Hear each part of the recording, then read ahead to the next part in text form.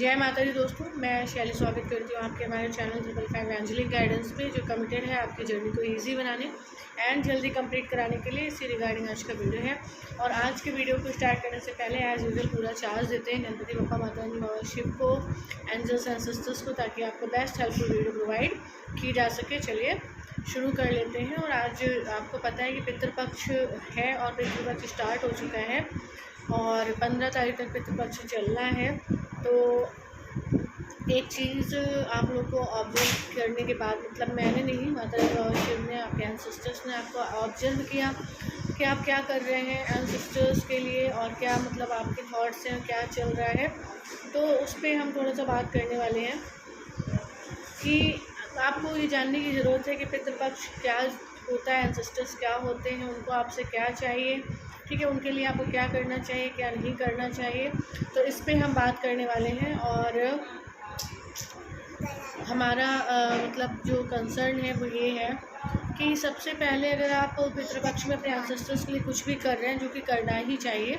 पिछले live session में माता रानी बाबा शिव ने आपको बताया था कि इस पितृपक्ष में एंसेस्ट्रल हीलिंग आप ले सकते हैं, जो कि बहुत ही ज़्यादा हेल्पफुल रहेगी आपके सारे ब्लॉकेज को रिलीज़ करने के लिए और आपके एंसेस्टर्स को मुक्ति प्रदान करने के लिए। और जब पितृपक्ष में उनको मुक्ति मिलेगी तो आपको कितनी ब्लेसिंग्स मिलेंगी, तो ये आप सोच भी नहीं सकते हैं। तो ये है कि सबसे पहले एंसेस्टर्स अगर किसी बात से खुश होते हैं तो वो होता है, देखिए, हर एक किसी नॉर्मल सोल की हम बात नहीं कर सकते, हम बात करते हैं डिवाइन सोल, ठीक है। नॉर्मल सोल तो जैसे कि हम बात कर रहे थे, तो देखिए नॉर्मल सोल्स का कुछ नहीं है। नॉर्मल सोल्स के केस में ये होता है कि अगर कोई, जैसे नॉर्मल सोल है वो ईश्वर को मान रही है, ठीक है। अगर नॉर्मल सोल ईश्वर को नहीं भी मान रही थी ना, पर अपने एंसेस्टर्स को टाइम टू टाइम याद करती है, उनके लिए दान पुण्य करती है, उनके लिए सेवा कार्य करती है, उनको याद करती है, उनको मतलब किस प्रकार से वो प्रसन्न रहेंगे, जहाँ पर भी है वो कैसे अच्छे से रहेंगे, उन सब के लिए वो जो है धार्मिक उपाय वगैरह करते रहते हैं। मतलब अगर एंसेस्टर्स को भी अगर कोई मानता है ना, तो उसे बहुत ज़्यादा लाइफ में ग्रोथ मिलती है, ठीक है। और धीरे धीरे एंसेस्टर्स उनको डिवाइन से जोड़ देते हैं, ठीक है। तो इस तरीके से जो है नॉर्मल सोल के जीवन में होता है। पर डिवाइन सोल के जीवन में क्या होता है, डिवाइन सोल के जीवन में डिवाइन पहले आते हैं और फिर एंसेस्टर्स का भी ब्लेसिंग दिलाते हैं। इसलिए आपने देखा होगा कि जब भी यहाँ पे डिवाइन जर्नी की हीलिंग से स्टार्ट होती है तो सबसे पहले हीलिंग हम एंसेस्ट्रल हीलिंग ही देते हैं, क्योंकि एंसेस्ट्रल हीलिंग के बाद ही जो है मार्ग खुलते हैं और उसके बाद ही आप जो है माइंड, बॉडी, सोल तीनों लेवल पे बैलेंसिंग एंड ग्रोथ कर पाते हैं, ठीक है। तो ये एक ध्यान रखने वाली बात है कि जो डिवाइन सोल होगा उसको पितृपक्ष, वो अगर अपने एंसेस्टर्स के लिए कुछ करना चाहते हैं तो सबसे पहले यही है कि आप ईश्वर के साथ यूनियन में आए, ईश्वर के साथ योग युक्त हो। पहली बात ये है जो कि आपके एंसेस्टर्स चाहते हैं आपसे, ठीक है। दूसरी बात ये है एंसेस्टर्स के लिए, माता रानी बाबा शिव ने और एंसेस्टर्स ने देखा, आप लोग जो भी उनके लिए कर रहे हैं उन्होंने देखा कि हर किसी के माइंड में ये रहता है कि मुझे एंसेस्ट्रल इशू को हील करना था, ठीक है। तो उसी हिसाब से वो रेमेडीज़ करते हैं, उसी हिसाब से वो उपाय कर रहे हैं, उसी प्रकार से वो मतलब जो भी है कर रहे हैं। पर उनके मन में एक भावना रहती है कि मैं ऐसा कर रहा हूँ तो एंसेस्टर्स मुझे ब्लेस करेंगे, एंसेस्टर्स ऐसा करेंगे, एंसेस्टर्स वैसा करेंगे। मतलब आप अपनी हर कर्म के पीछे फल की इच्छा लिए हुए हैं। और अगर आपने सुना है तो कर्म के पीछे फल की इच्छा नहीं होनी चाहिए, कर्म किया और सौंप दिया, ठीक है। तो अगर आपको लगता है कि आप अपने एंसेस्टर्स के लिए कुछ भी कर रहे हैं तो उसे आप ये मत समझिए कि वो आप कर रहे हैं, उसे ये समझिए कि विधाता आपसे करा रहे हैं, ईश्वर आपसे करा रहे हैं, ठीक है। और उसे सरेंडर कर दीजिए, उससे फल की इच्छा मत रखिए। और दूसरी बात, दो बातें हो गई। तीसरी बात ये थी कि जैसे कि हम ईश्वर के साथ होते हैं ना, तो ईश्वर के साथ कोई जाते ही कनेक्ट नहीं हो जाता और हर किसी के प्रेयर जाते ही पूरी नहीं हो जाती। ईश्वर के साथ एक बॉन्ड बनाना पड़ता है, ठीक है। वो बॉन्ड होता है अनकंडीशनल बॉन्ड, जहाँ पर हमें कोई शर्त नहीं है। ईश्वर ने हमारी इच्छा पूरी करी तो ईश्वर है, नहीं पूरी करी तो ईश्वर नहीं है। तो हम ऐसी किसी थॉट मेंटालिटी के अंडर अपने आप को नहीं रखते हैं। तो सेम चीज़ एंसेस्टर्स के साथ भी होती है। एंसेस्टर्स के साथ भी एक बॉन्ड बनाना पड़ता है, एंसेस्टर्स भी भाव देते हैं। तो आप एंसेस्टर्स के बहुत बड़े बड़े यज्ञ कराएं, बहुत बड़े बड़े दान पुण्य कराएं, भंडारे कराएं, तो करा सकते हैं तो अच्छी बात है। पर इससे वो लाभ नहीं मिलेगा जो आप एक रोटी गाय को खिलाएंगे लेकिन पूरे भाव से खिलाएंगे, और वहाँ पर आपका अनकंडीशनल लव आपके एंसेस्टर्स के साथ भी कनेक्ट होगा। मैं ये नहीं कहती कि आपको इतने बड़े बड़े कार्य एंसेस्टर्स के लिए नहीं करने चाहिए, बिल्कुल करने चाहिए।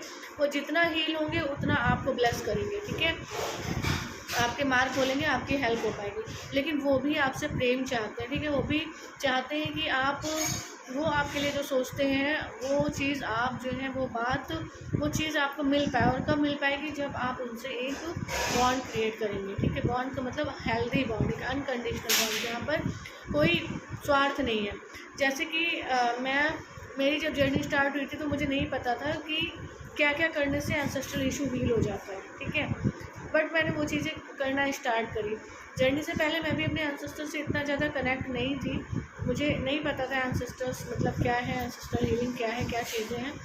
बट सेवा कार्य करते करते कब एंसेस्टर्स हील हो गए, कब वो उनकी ब्लेसिंग्स प्रत्यक्ष हो गई, पता ही नहीं चला, ठीक है। तो बस मेरा इतना था कि जब मुझे पता चला कि एंसेस्टर्स जर्नी के बाद एंसेस्टर्स के लिए कुछ करना है, तो बिना किसी इच्छा से, क्योंकि जब किसी का फर्स्ट टाइम होता है तो उसे नहीं पता कि वो ये कार्य कर रहा है तो उसके बदले उसे क्या मिलेगा, ठीक है। तो वो निस्वार्थ होकर करता है। तो जब निस्वार्थ होकर करते हैं तो बहुत ज़्यादा रिसीव करते हैं, पर अगर स्वार्थ लगा देते हैं तो रिसीव नहीं कर पाते उतना जितना कि आपको करना चाहिए। तो एंसेस्टर से आपको बॉन्ड क्रिएट करना है, अपना अनकंडीशनल बॉन्ड, आपका प्रेम का, जैसे ईश्वर के साथ होता है उनके साथ भी प्रेम का भाव। जैसे आप ईश्वर से सारी बातें शेयर कर सकते हैं वैसे ही आप अपने एंसेस्टर से भी अपनी बात कह सकते हैं, ठीक है। बट सिर्फ कहना नहीं, वो भी आपको मतलब गाइड करेंगे, वो भी आपको इंट्यूशन देंगे, उसको भी फॉलो करना होता है। और अगर इंट्यूशन और गाइडेंस फॉलो प्रॉपर नहीं कर पा रहे हैं तो आप यहाँ पर आके अपना सेशन बुक कर सकते हैं जिससे आपको हेल्प हो जाएगी, ठीक है। आप क्या आपके एंसेस्टर्स कहना चाहते हैं, क्या क्लैरिटी है, वो आपको यहाँ पर मिल जाएगी, ठीक है। तो ये कुछ बातें थी जो मैंने एंसेस्ट्रल जो पितृपक्ष चल रहा है उनके लिए आप जो कुछ भी कर सकते हो वो मैंने बता दिया। बहुत सारे लोगों ने कल जो है एंसेस्ट्रल हीलिंग दोबारा ले ली है, और ऐसा उन्होंने माता निवास ने लाइव सेशन में बताया भी था, जो कि कल पॉसिबल हुआ। तो इसके लिए थैंक यू गणपति बप्पा, माता निवास एंड एंसेस्टर्स की जो है इतनी अच्छी ब्लेसिंग जो है डिवाइन सोर्स को रिसीव हुई। आप लोग अगर लेना चाहते हैं तो भी पितृपक्ष हैं, आप ले सकते हैं। और बाकी जो आपको पता है उस बंद बातों का ध्यान रखिए, और अपने एंसेस्टर्स को केवल पितृपक्ष में नहीं, फॉरएवर, हर जन्म जन्मांतर कल्पांतर उनके कल्याण के लिए कार्य करना, उनका आशीर्वाद प्राप्त करना, उन्हें हमेशा खुश रखना। और वो कैसे होगा? जब आप ईश्वर के साथ यूनियन में होकर चलेंगे और ईश्वर के बनाए रास्ते पे चलेंगे, ठीक है। तो आज के लिए इतना ही था, आज के लिए यही हेल्प थी। आई होप आपको आपका मैसेज मिल गया होगा, गाइडेंस मिल गई होगी। अगर वीडियो पसंद आई हो तो वीडियो को लाइक करें and 555 angelic guidance soul family को ज्वाइन करके नोटिफिकेशन बेल पर क्लिक करें, मतलब चैनल को सब्सक्राइब करें, शेयर करें वीडियो को, लाइक करें और अपना गुड कर्मा का अकाउंट क्लियर करें। मिलते हैं अपने नेक्स्ट वीडियो में कुछ ऐसे tips, tricks, help and guidance के साथ जो आपकी जर्नी को ईजी बनाए एंड जल्दी कंप्लीट कराए। Till then take care, very good care of yourself दोस्तों। Love yourself, love your divine and do your journey honestly. जय माता दी।